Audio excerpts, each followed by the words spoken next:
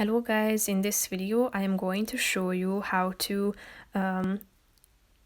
enclose an attachment to one of your documents that you have created on the Invoice Maker and Estimate application.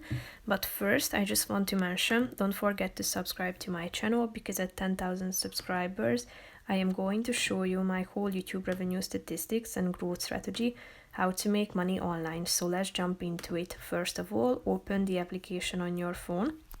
After that, tap on the plus icon in the middle of the screen and select the type of document you would like to create.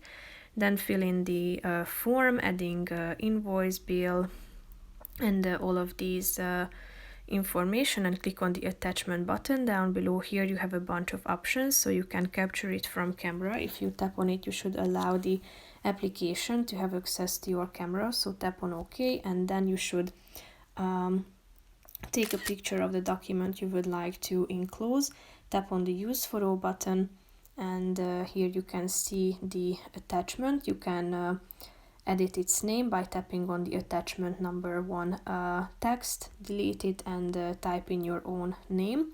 Tap on the done button at the top, and you can also pick an attachment from your gallery.